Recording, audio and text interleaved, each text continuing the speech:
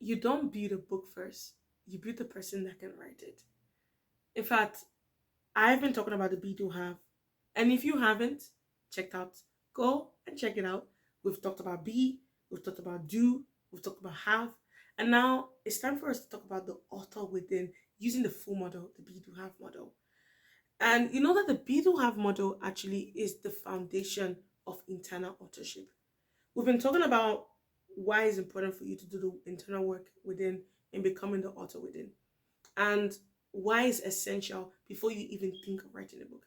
You know, one of the mistakes I made when I was writing my first book was I was trying to write this book when I lacked self discipline.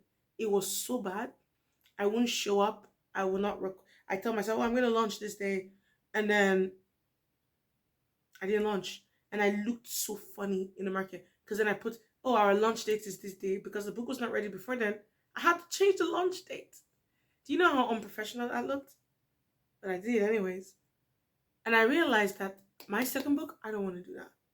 I don't want to be the person that is not consistent. I don't want to be the person that doesn't that shows up and they're not doing they're not who they say they are. And if I'm going to be teaching people about self-help and helping them how to do things, I need to be that person. I am the number one example. So I had to learn that there is an internal work that needs to take place. I had to learn to be disciplined. I had to learn to work on my mindset, emotional stability, and so much more. How to clarify my thoughts. There was so much I had to learn before I actually got the book out there. So the Be Do Have, shows you the foundational work that needs to take place for internal authorship. It also ensures that your journey is not just about producing a book, right? It's not about you telling you, oh, I just want to be an author, that's why I'm working on myself. No, it actually helps you become a disciplined, aligned, and intentional individual. And that is more of a valuable skill than actually writing a book. The reason is because those kind of skills are skills that can be translated into multiple opportunities, right? I remember very clearly when I started working on myself, working on my mindset and my sleeping habits. I stopped sleeping late and I started sleeping early, which then made me start waking up early. When I started waking up early, I was able to get more work done in the mornings than in the evenings. And when changing that one thing created more opportunities for me in the evenings. In the evenings, I was in like invited for a podcast or interviews to just speak to people, or there were so many opportunities that were not available for me because I created more time. So, but those things would have been able to be done if I was still sleeping late. Because when I was sleeping late, I would wake up very late, and then instead of me waking up at 8 or 7 a.m. in the morning, I'm waking up at 12 in the afternoon. And that's like, who's gonna take you serious if you wake up 12 in the afternoon? Not like you're resting or you're on a vacation or anything. Like I was legit waking up 12 in the afternoon. Sometimes 11, 11 o'clock in the afternoon, in the morning. What is 11 in the morning? And then from 11 o'clock, then get ready. And then 12 o'clock I start. When I start by 12 o'clock, I have to work till 6 p.m. But now I wake up, 7 o'clock in the morning, do my exercise, get ready, do my devotional, get ready, and then I start 9. And now I work from 9 to 2:30, and that's it.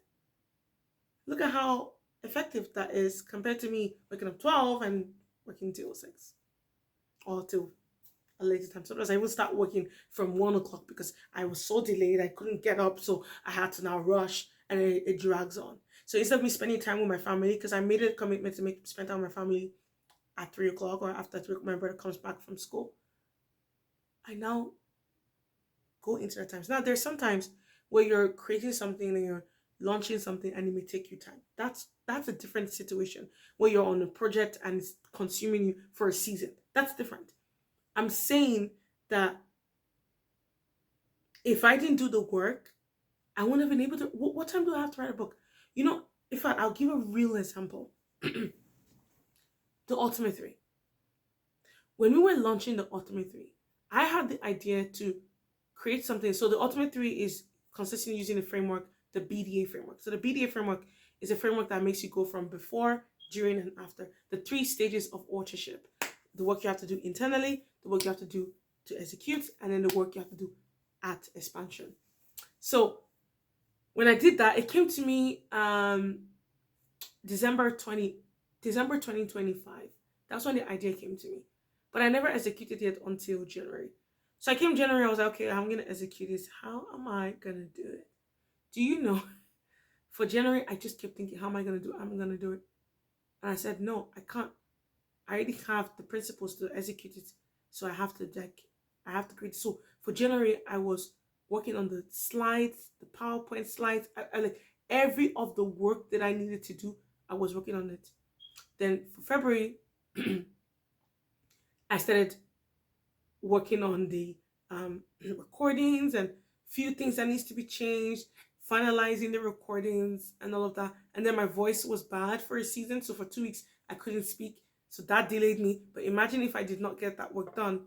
In March, we uploaded, set up the structure, and we launched March 31st. Do you know, in March, I decided to write a book.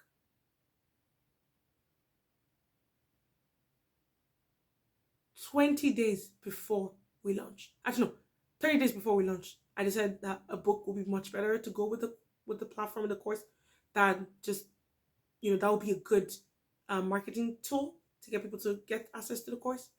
30 days before we launched. Now, because I've already done the work, it was so much better. And by the grace of God, to execute this, because I've been able to learn I had the mindset, but also had the ability to be able to do that because of the work I did before. And I finished the book before I even launched the platform. That's how quick it was, because I've already learned it. I already know how to do it. And I was disciplined enough. I've learned how to be disciplined. So I woke up early, finished my stuff, go to bed early, wake up early. I already have built the lifestyle to ensure that I can be able to implement. And then we launched not just on the platform, we launched the book the same day as the platform. So I launched 2 projects in one. But this would have not been possible if I didn't do the work. So that's what I mean when I said it makes you become disciplined, aligned, and intentional. It does. And this model has changed my life, because when it's applied across key areas of life, it shapes your identity, it strengthens your capacity to create, execute, and expand.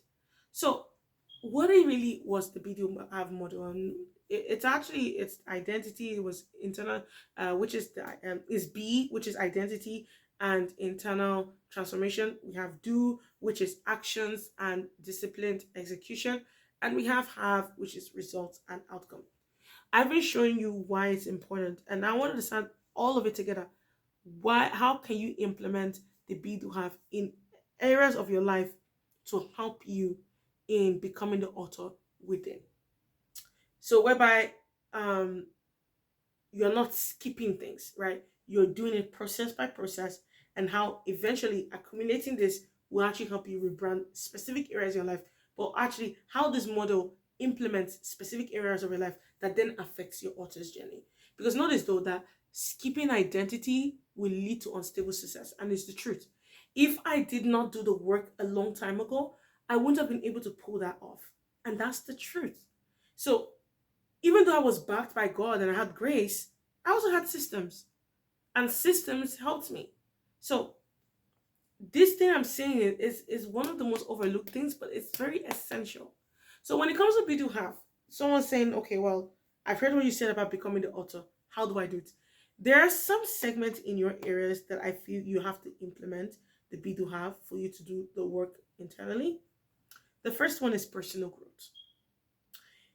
Personal growth is where you actually now focus on developing your discipline, so the ability to be disciplined, your consistency, your self-awareness, and then your mental strength. You need to be able to build this and implement the BDO have in this specific segment of your life, whereby you're rebuilding your personal growth, you're working on yourself personally. In fact, I learned something from someone very valuable to me. He said that self care equals self development. When you care for yourself enough, you will develop yourself eventually. So I learned that you can't skip, personal self development. It's not possible because this will help build your internal foundation. And a house without a good foundation is not trust me, that house is not solid. I think I would give an example of someone that builds a house on the sand and someone that builds a house on a solid foundation on the rock.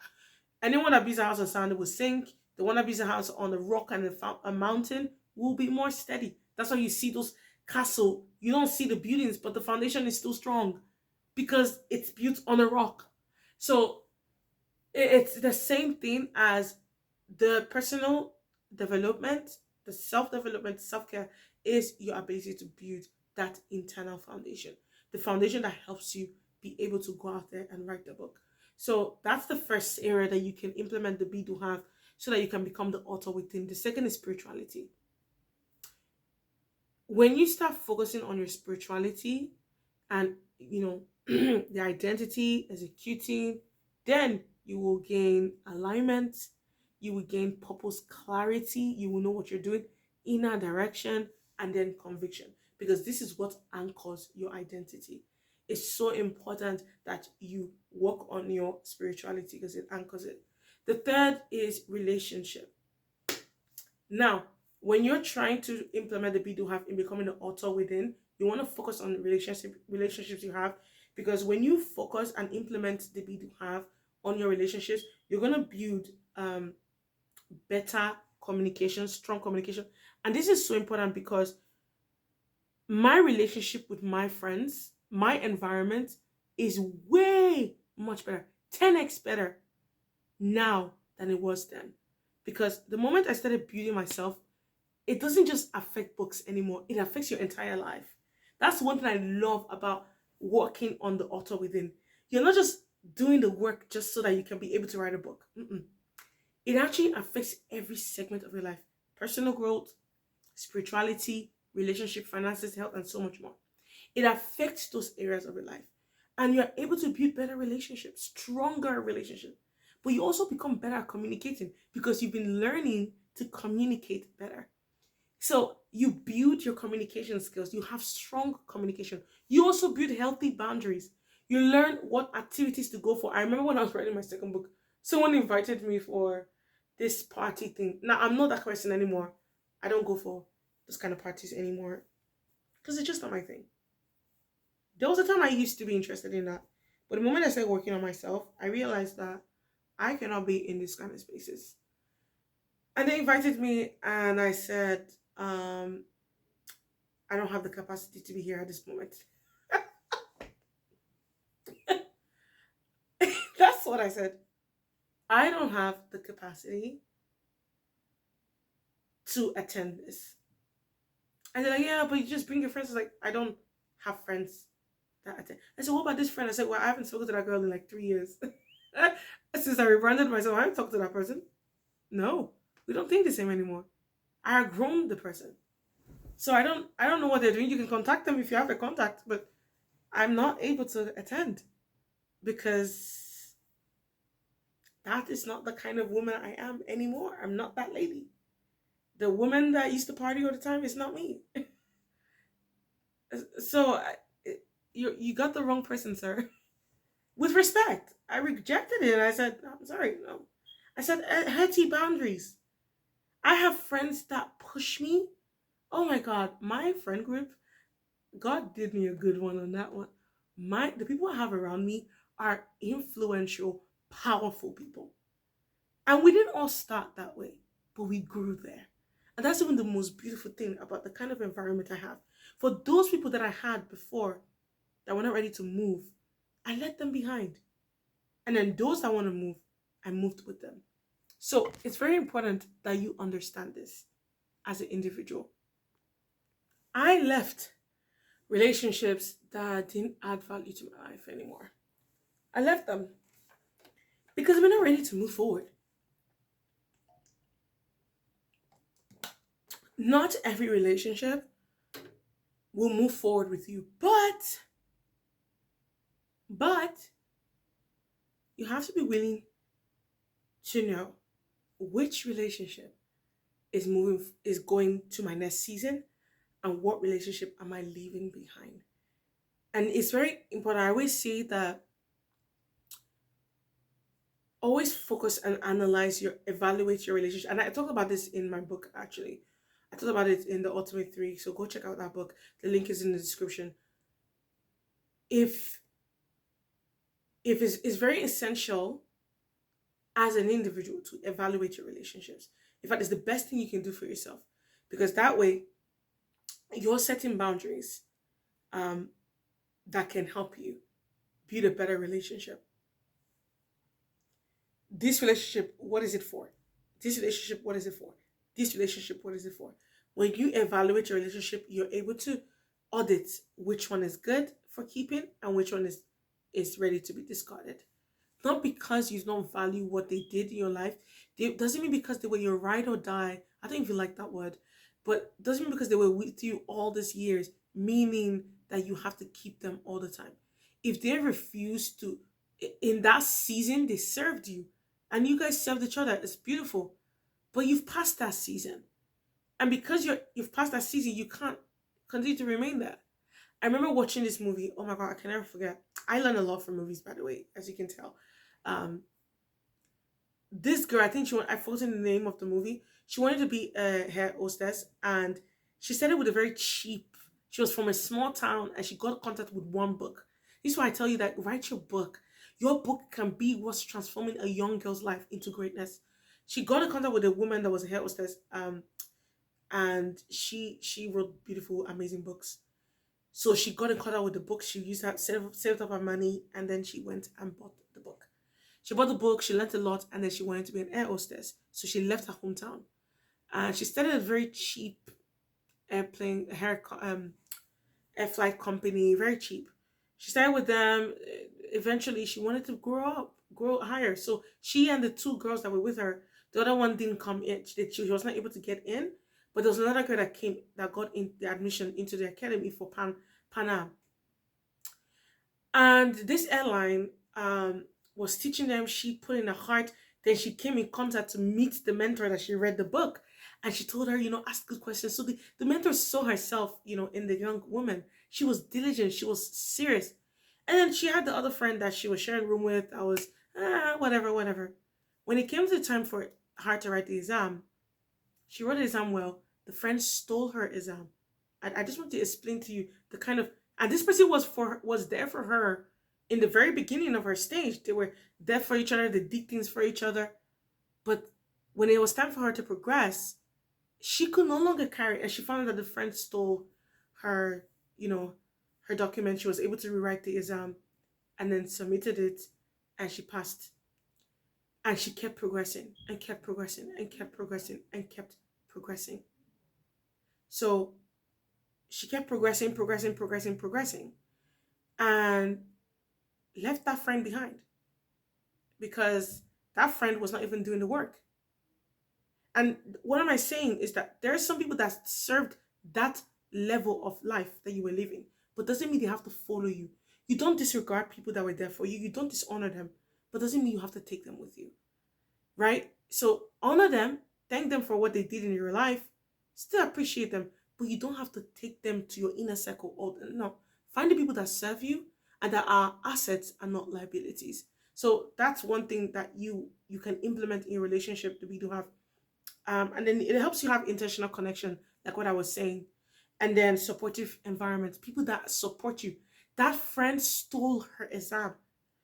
That was not a supportive environment. And she didn't even know. She was still talking to the friend. She was like, I don't know why I failed. I did so well. And she doesn't even understand how the friend passed.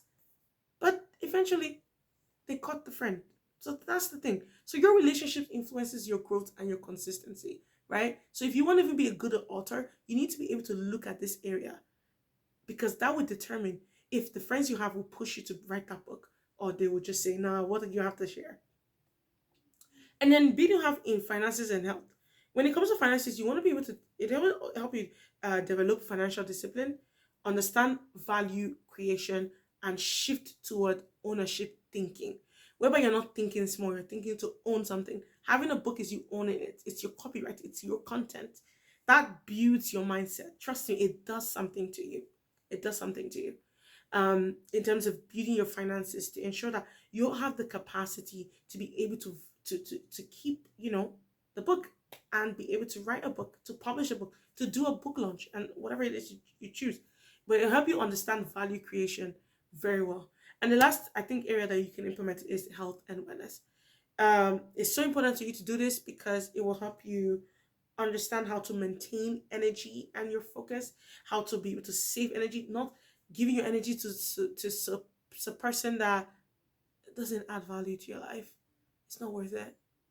In fact, nowadays, when someone is saying something to me, even if I don't agree with it, or it just sounds inappropriate or foolish to me, except if I've been asked, do I agree with you? I'm like, oh, no, but you can go ahead. I rather just say, okay, no problem, and I just move on. I don't take what you say to me importantly, but I just dismiss it because I don't have the capacity to argue with you. You're not going to understand, so what's the point? They also, it will help you understand like how to build sustainable routines, taking a good health, sleeping better, sleeping. Remember when I said about my sleeping habits, how one sleeping habit actually changed my life? Oh God, amazing. And then also a strong body and financial awareness, it always supports long-term execution. And that's the truth. If you're not healthy, uh you're not wealthy. Health is wealth eventually. So what are my tips for you? I want you to evaluate yourself in each area: personal, spiritual, relationships, finances, and health.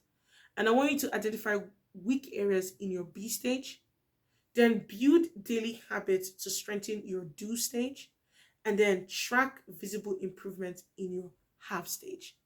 And that's what I want you to do. And I want you to know that this is essential for your growth. Thank you so much for listening to this. And if you have any, see you later, guys, for next tips. Bye.